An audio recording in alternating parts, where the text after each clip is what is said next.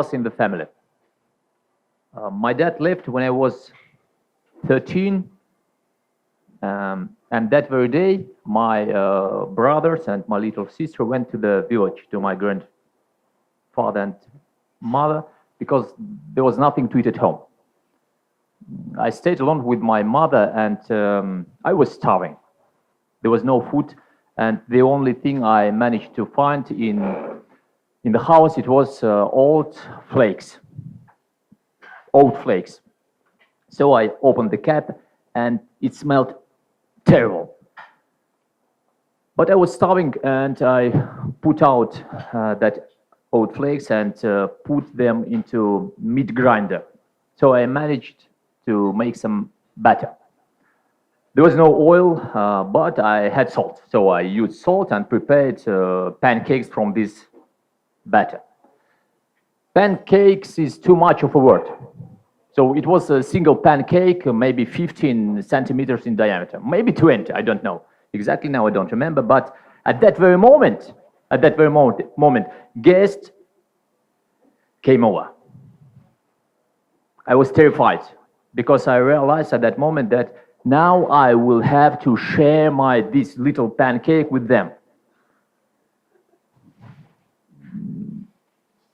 Okay, anyway, I put it on the table, on the only dish we had at that moment. I cut it into 8 pieces and was waiting while guests entered the kitchen. But they didn't come. So I was surprised, I was happy. I was eating that pancake. I ate 5 pieces. It was disgusting, to tell the truth. But I ate 5 pieces and left 3 for my mother. Now I realized that no one in normal condition would have ever eaten that pancake. It stank terrible. It tasted horrible, but it was something like a culinary delight to me, because there was no other food at home, and it was the only thing I have eaten that day. It felt like heaven. Yeah, really, eating felt like heaven. Then I promised that I would never stop again. So I started a lot.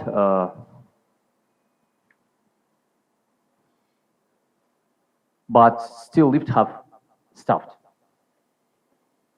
Meat, for example, I eat in my diet only at the 2nd course of the university, and only because of my roommates, guys from the villages on the campus.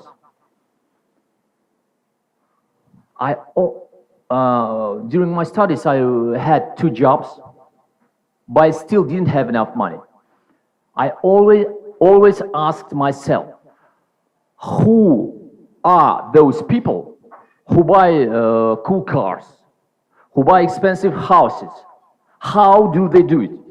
So I started learning financial instruments. I began reading books written by famous authors. I began scraping some monies and saving some pennies. Nowadays, my capital is over $1 million. It protects me from pain.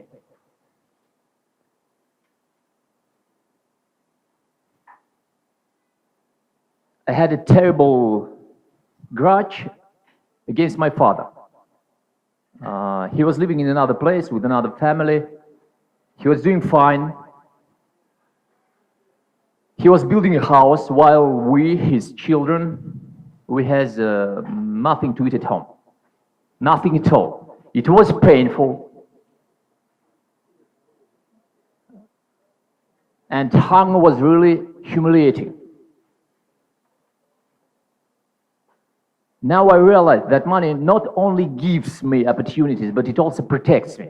Protects me, my family, my children. It protects me from pain, from unpleasant people, from illness, from loneliness, from discomfort, from low quality goods and services. But I understand that it doesn't protect me from betrayal.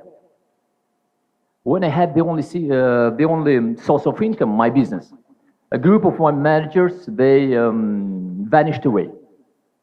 with my customers. And then I had a fear, and I started feeling a fear that I wouldn't have money again.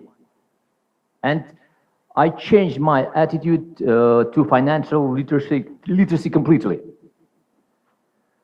So in order to be financially literate, you need to know only 3 basic concepts. The first, to save some money.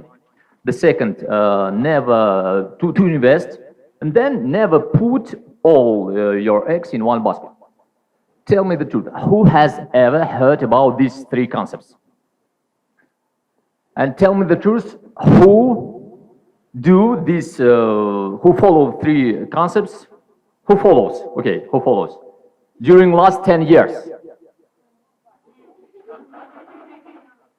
So many people knew about this. Everyone knew, but very few people follow.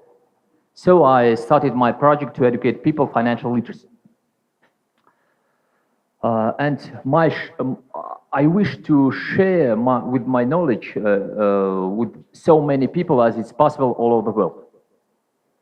Nowadays, I managed to create passive sources of income that allows me, if I wish not to work at all, not to do anything at all. And cash flow doesn't depend on whether I work or not. I will always have money. And recently I thought whether it's possible to make all people rich. After all, there is enough money for everybody. What will the world be like if money not an object to meet basic needs of human? Okay, everyone will have traveled, bought expensive things, cars, satisfied themselves with a spa and maybe other pleasant things. And then what? We will start doing something anyway. And after all, everyone will start doing what he or she likes. And what will the world be like then, when it happens? You probably know such people who work for their own pleasure. Or maybe you know such places that are always popular. And there is the main thing. If I want to read it. And this is the main thing. When a person is inspiring by doing what he or she likes, a large amount of money will come by itself almost without effort.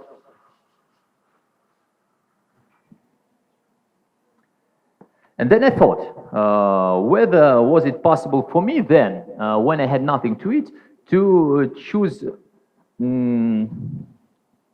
this word very interesting, occupation, to find an occupation that was really inspiring and pleasant for me? Probably not, because the quantity of unqualified jobs was very limited. But even then, when I didn't have much sleeping, trying to earn at least something, I tried to find something what was really interesting and inspiring, and what gave me a room for self-development. I tried doing translations day and night. I tried doing other tasks, maybe sometimes very dull things, but in the end I always came to such kind of activity what gave me an opportunity to develop. And even in most unfavorable circumstances, a human being can find something what will be not only pleasant, but what will give him room for self-development. Now, what gives you pleasure in your life? What kind of activity you do can be well paid? Think about this, because this is the key for your